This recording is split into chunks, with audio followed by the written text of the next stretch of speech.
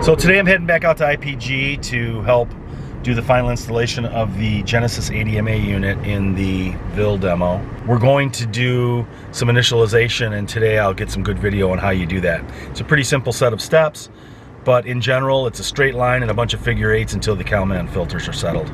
So pretty easy to do. I'll show you how to do it. You only have to do it when you lose power to the system. So this isn't something you have to do between drives. But if you take the power off of the ADMA, you're going to have to re-initialize that unit to get the Kalman filters calibrated. The thing you're going to want to do is open up the GeneSys logger software on your laptop, and we're going to go ahead and load the settings up this first time since the logger doesn't have the settings from the ADMA. And then we're going to hit measure.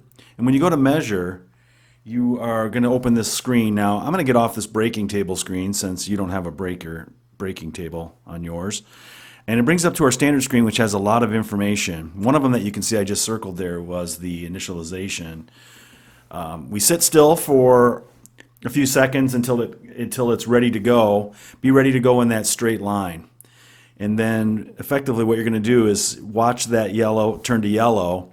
And as soon as that goes to green, then you know you're ready to do that initial run. So when you do that initial run, you're going to go as fast as you can, basically, in a straight line, and then come to a nice hard stop.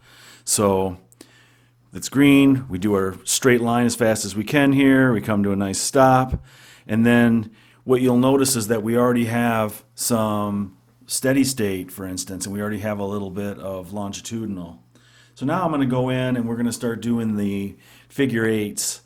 And the thing about the figure eights is you want a nice, well, open space to be safe, but you're going to do figure eights that are not perfectly round figure eights.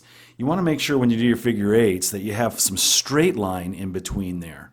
So you'll do some nice hard turns to the right and to the left, as you can see here. And as you're doing that, the Kalman filters are getting calibrated and they're getting to their higher, allowing you to get to the highest accuracy. So as you can see, again, nice straight lines in between your turns. And in this last one here, you can see that I'll pull up straight and then come to a stop. So here's a nice straight line, and then we come to a stop. So now, when you look at your logger panel, you'll notice that the Kalman filters are all settled. You get lots of green lights here. You can see there's also a lot of other data here that shows things like how many GPS satellites you have, whether you have differential or not. There's your yaw, for instance.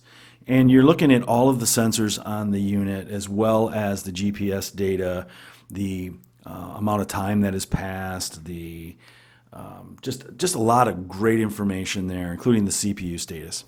So there you go. Hopefully that'll get you started. That's how you do the initialization. You're going to run that in the IPG software, and we will be back.